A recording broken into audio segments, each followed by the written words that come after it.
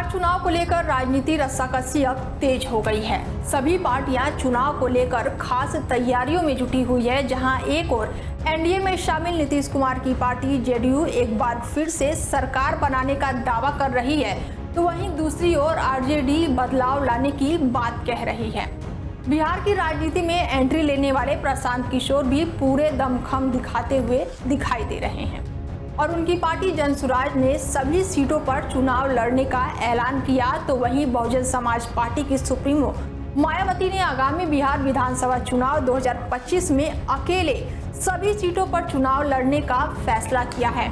इसके बाद से वहीं असदुद्दीन ओवैसी की पार्टी AIMIM भी पूरे दमखम के साथ मैदान में उतरने की तैयारी कर रही है और ऐसे में इस बार का बिहार चुनाव काफी दिलचस्प होने जा रहा है। अगर बात करें कुछ पार्टियों की, तो जिसमें से पिछले विधानसभा चुनाव में कई नेताओं का खेल भी बिगाड़ दिया था। इसमें से एक पार्टी है असदुद्दीन ओवैसी की AIMIM पार्टी। पिछली बार ये पार्टी बड़ी वोट कटाव साबित हुई थी। पार्टी ने पिछली बार 5 सीटों पर कब्जा जमाया था। ओवैसी की पार्टी ने 18 सीटों पर उम्मीदवार उतारे थे, जिसमें से 14 अकेले सीमांचल के इलाकों में थे। और इस बार कांग्रेस के पूर्व बाहुबली विधायक तौसीफ आलम भी AIMI में शामिल हो गए हैं। इसके साथ ही उन्हें बहादुरगंज से टिकट देने का ऐलान कर दिया गया है और वो 4 बार के विधायक रह चुके हैं। हालांकि असदुद्दीन ओवैसी फिलहाल वक्फ संशोधन अधिनियम के खिलाफ केंद्र सरकार के खिलाफ मोर्चा खोले हुए बैठे हैं। ह्यूमन चेन का मेरी आप तमाम से गुजारिश है कि आप लोग उसमें शिरकत करिए और जहां कहीं भी अगर आप जो रास्ता तय किया जाएगा कि किस जगह पर खड़े होकर हमको उस एहतजाज को कामयाब करना है, अगर आप उसमें शिरकत कर सकें तो बहुत अच्छा है। अगर ये नहीं हो सकता है तो कम से कम आप अपने घर के सामने अपने अफराद ख़ानदान के साथ अपने वालिद, अपने शौहर को, अपनी बच्चों को लेकर आप अपने घर के सामने खड़े हो जाइए हाथ बांधकर, ताकि हम दिल्ली की हुकूमत को पैगाम दे सकें कि हम ये क़ानून को नहीं मानते। ये काला क़ानून है जो भारत की आइन के ख़िलाफ़ है, जो भारत के आइन के फंडामेंटल राइट्स के ख़िलाफ़ है। हम अपने वक्फ बोर्ड में किसी भी किस्म की मदाखलत को कबूल इसलिए नहीं करते क्योंकि हिंदुस्तान के आइन और दफ़ा 26 के तहत हर रिलीजियस डिनोमिनेशन को इख्तियार हासिल है कि वो अपने पसंद के इदारे, चैरिटेबल रिलीजियस ऑर्गेनाइजेशंस को चला सकें। वक्फ बोर्ड एक खालिस एक मजहबी इदारा है, इसमें कोई सेकुलर काम नहीं होता। वहीं बिहार विधानसभा चुनाव को लेकर कांग्रेस पार्टी भी कमर कस चुकी है। सत्ता में वापसी का इंतजार कर रही कांग्रेस ने ऐसा ही एक दांव खेला है जो उसके लिए अच्छा दिन लौटा सकता है। अखिल भारतीय महिला कांग्रेस प्रमुख अलका लांबा ने ऐलान किया है कि अगर इस साल के अंत में होने वाले विधानसभा चुनाव के बाद से महागठबंधन सत्ता में आता है तो महिलाओं को हर महीने 2500 रुपये मिलेगा। इसके साथ ही अलका लांबा ने पटना में एक प्रेस कॉन्फ्रेंस के दौरान ये वादा किया, जिसमें उन्होंने माई बहन मान योजना का समर्थन किया, जिसकी कल्पना उनके गठबंधन सहयोगी आरजेडी के तेजस्वी यादव ने कुछ महीने पहले ही की थी।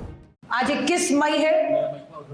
भारत के सबसे युवा प्रधानमंत्री, भारत रत्न शहीद श्री राजीव गांधी जी की पुण्यतिथि भी है।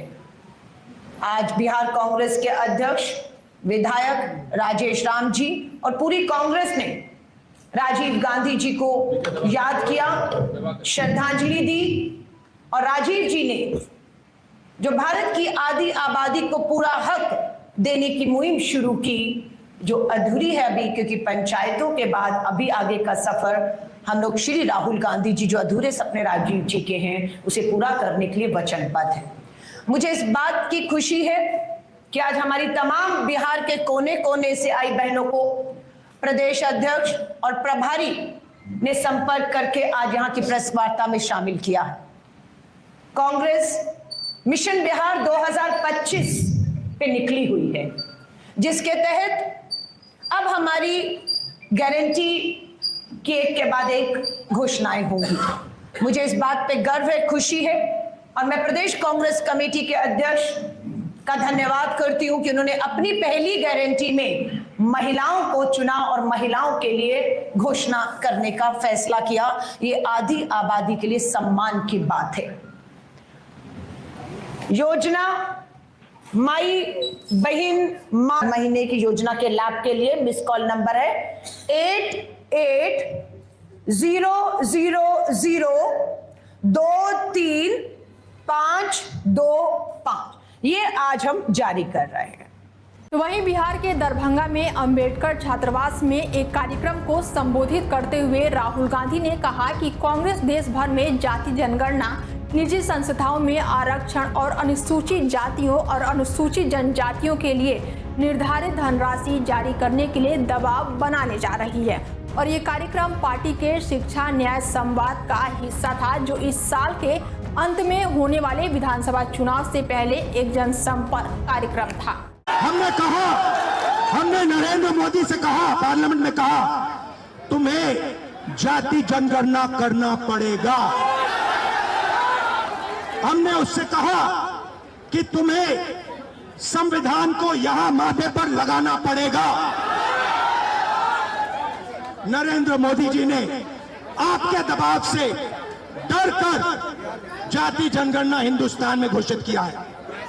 आपके दबाव से डरकर उन्होंने कॉन्स्टिट्यूशन अपने माथे पर लगाया है, मगर वो लोकतंत्र के खिलाफ है, संविधान के खिलाफ है, जाति जनगणना के खिलाफ है।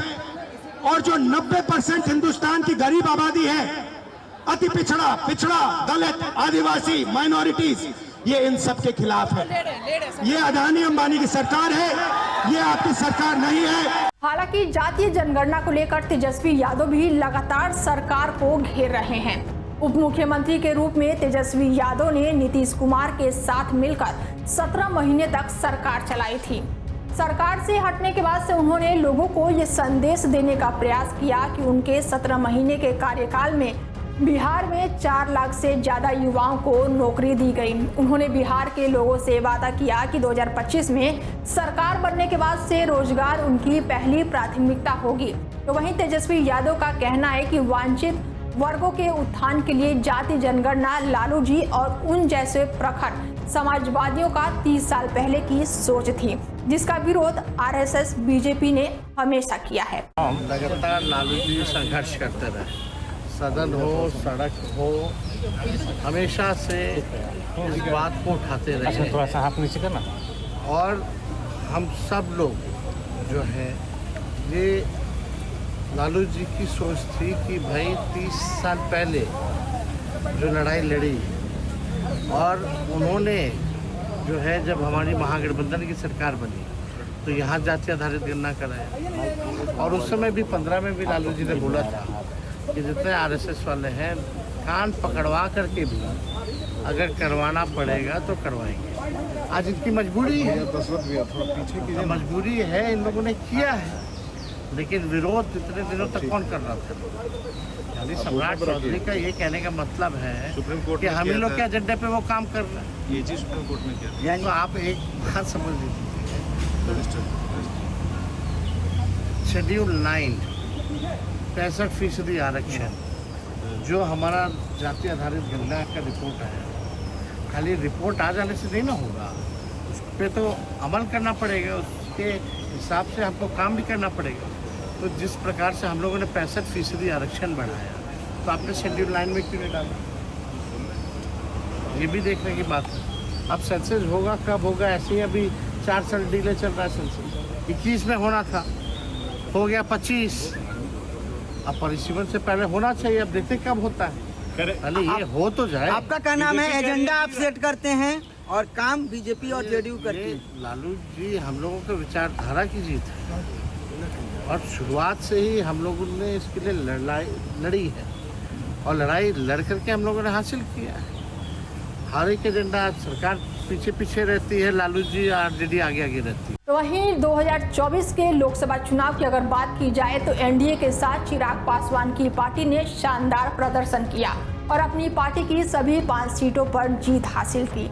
और इस जीत के बाद से चिराग पासवान बिहार में अपनी स्थिति मजबूत करने में जुटे हुए हैं। वो कह रहे हैं कि 2025 में नीतीश कुमार के नेतृत्व में एनडीए के साथ चुनाव लड़ेंगे, लेकिन उनके हालिया बयान जैसा कि बिहार मुझे बुला रहा है और मैं ज़्यादा समय केंद्र में नहीं रहना चाहता, सियासी गलियारों में हलचल बढ़ा दी है कि मैं बिहारी पहले हूँ और मेरा राजनीति में आने का कारण ही बिहार और बिहारी रहे हैं। दिल्ली में रहा हूँ, बम्बई में मैंने काम किया और मैंने देखा है कि किन कठिन परिस्थितियों में बिहारियों को वहाँ पे जूझना पड़ता है। और आने वाले दिनों में मैंने खुल के अपनी इस मंशा को सामने रखा है कि जल्द मैं बिहार आना चाहता हूँ और मैं बिहार आऊँगा। आज सुबह भी मुख्यमंत्री जी से मेरी मुलाकात हुई। न सिर्फ मैंने उनको इस कार्यक्रम की पूरी जानकारी दी, बल्कि उनका पूरा मार्गदर्शन लेकर और उनका आज जो सुबह मुझे स्नेह प्राप्त हुआ, ये मेरे इस विश्वास को और ज्यादा बढ़ाता है कि जिस लक्ष्य के साथ मैं चला हूँ, जिस संकल्प के साथ मैं चला हूँ, बिहार को फर्स्ट बनाने का, बिहारियों को फर्स्ट बनाने का, उस लक्ष्य को, उस संकल्प को हम सब मिलकर। फिलहाल बिहार विधानसभा के चुनाव इस साल के अंत में होने वाले हैं। इसके लिए सभी पार्टियां अभी से हाथ पैर चला रही है। बिहार की राजनीति अभी भी जाति पर आधारित हो रही है, लेकिन इस राजनीति के पुराने प्लेयर्स अब पिछड़ते हुए नजर आ रहे हैं। नीतीश कुमार के खराब स्वास्थ्य की वजह से अब जेडीयू को कमजोर बताया जा रहा है। पिछले विधानसभा चुनाव में वो बीजेपी से काफी पिछड़ गए थे, तो वहीं लालू यादव की आरजेडी अभी भी बिहार की सबसे बड़ी पार्टी है, लेकिन सरकार बनाने लायक बहुमत वो नहीं जुटा पा रही है। और इसी बीच अब तक जूनियर टीम बनाकर राजनीति कर रही बीजेपी और कांग्रेस की महत्वाकांक्षाएं जगाने लगी है। हिंदुत्व की राजनीति करने वाली बीजेपी भी जाति की राजनीति में उतरती हुई दिखाई दे रही है, तो धर्मनिरपेक्षता की राजनीति करने वाली कांग्रेस जातियों को एकजुट कर रही है। फिलहाल अब बिहार में विधानसभा चुनाव होने वाले हैं। सभी पार्टियां पूरी तरह से हाथ पैर मार रही है और अब देखना होगा कि यहाँ पर जनता जनार्दन किसके पक्ष में वोट डालती है। ये तो आने वाला समय ही बताएगा। बिहार की सत्ता किसके हाथ में जाएगी, देखना की बात होगी। फिलहाल बिहार के चुनाव पर आगे भी आपको अपडेट देते रहेंगे। देखते रहिए DIL 24 भारत। नमस्कार।